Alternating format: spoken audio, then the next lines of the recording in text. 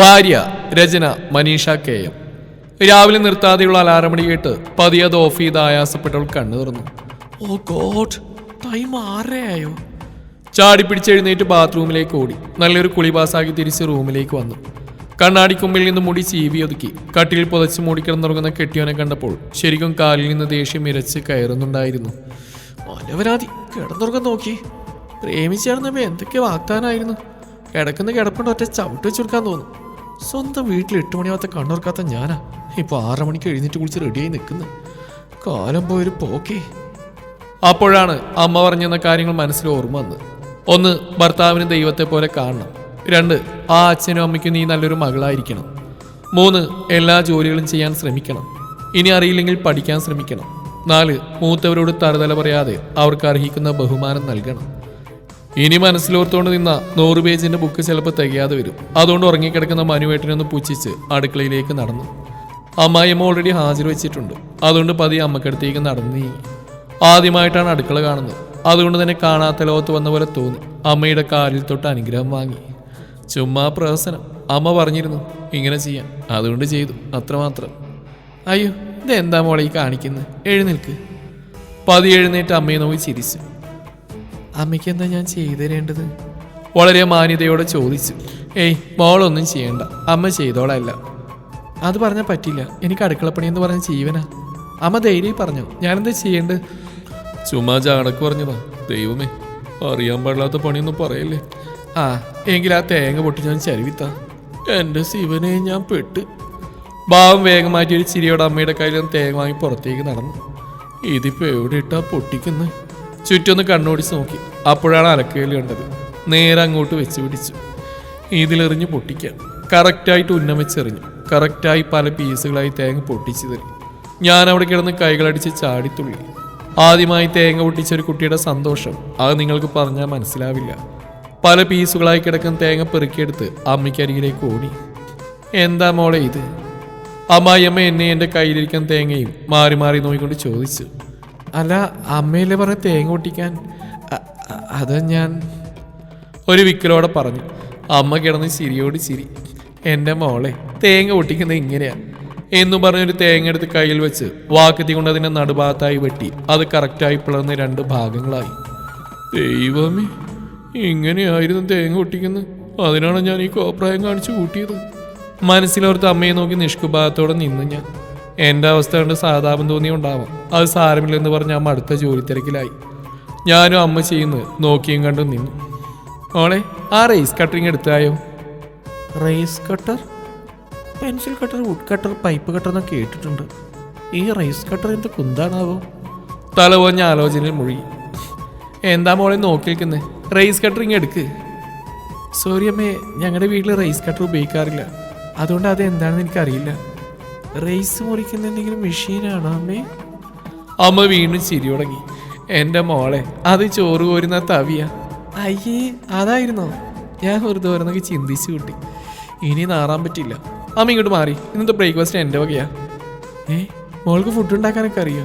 പിന്നെ എല്ലാം അറിയാം. അമ്മ പോയി ബാക്കി പണി നോക്കിക്കോ. ഞാൻ എല്ലാം ശരിയായി കഴിയുമ്പോൾ വിളിക്കാം. തലയിൽ ഒരു തോർത്തൊക്കെ ഇട്ട് ഞാൻ വമ്പൻ പാചകം തുടങ്ങി. ഡൈനിങ് ടേബിളിൽ അച്ഛനും അമ്മേൻ്റെ കെട്ടിയനും ഹാജർ വെച്ചു റെഡിയായി ഇരിപ്പുണ്ട്. ഞാൻ തയ്യാറാക്കിയ ഭക്ഷണവുമായി അവർക്കടുത്തേക്ക് ചെന്നു. ഫുഡ് കണ്ടപാടെ കെട്ടിയോൻ കാസറോൾ ആകാംക്ഷയോടെ തുറന്നു നോക്കി. തുറന്നു കണ്ടപ്പോൾ അത്ഭുതപ്പെട്ട് എന്നെ എൻ്റെ ഫുഡിനെയും മാറി മാറി നോക്കി. ഇതെന്തോന്നാ ഈ ഉണ്ടാക്കി വെച്ചിരിക്കുന്നത്?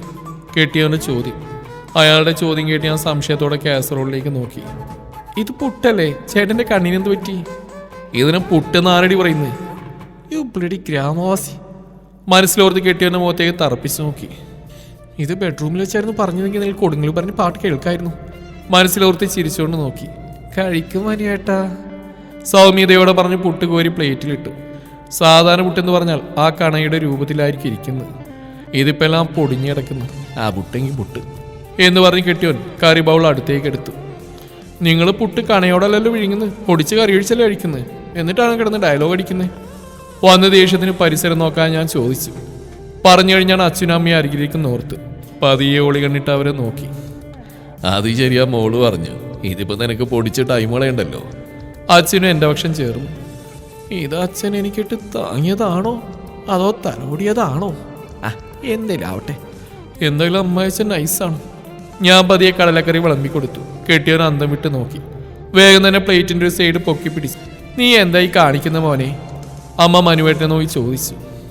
അല്ല, തിരമാല വരുന്ന സ്പീഡിലാണ് കടലക്കറിയുടെ ഗ്രേവി വരുന്നത്. അതടിച്ച് പുറത്തേക്ക് തെറിച്ച് വീണ്ടെന്ന് കരുതിയൊരു സൈഡ് പൊക്കി പിടിച്ച് പറഞ്ഞു കഴിഞ്ഞ് കിടന്ന് ചിരിക്കാൻ തുടങ്ങി. എടാ മതി ആ കൊച്ചിനെ കളിയാക്കിയത്, മര്യാദക്കിയത് കഴിക്കാൻ നോക്കിയേ, അച്ഛൻ ദേഷ്യത്തോടെ പറഞ്ഞു. എല്ലാം കേട്ട് ഞാൻ മിണ്ടാതിരുന്നു. കുറ്റം നമ്മുടെ ഭാഗത്തുണ്ടല്ലോ, അതുകൊണ്ട് ക്ഷമിച്ചു നിന്നു. ഞാനുണ്ടാക്കിയ ഫുഡ് എടുത്ത് ടേസ്റ്റ് ചെയ്തു.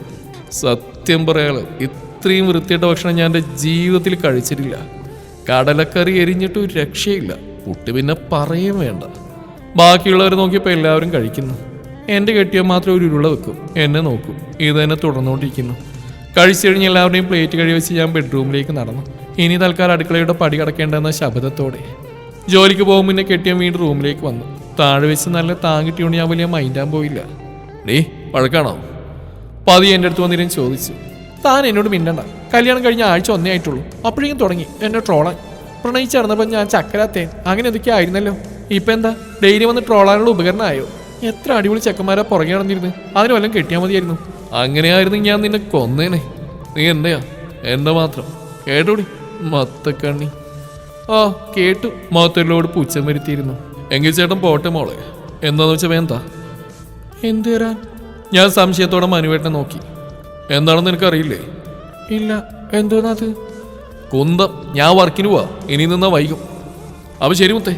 പതിയെ ബാഗുമെടുത്ത് ഡോറിനടുത്തേക്ക് നടന്നു. പിന്നെ ഒന്ന് തിരിഞ്ഞു നോക്കി.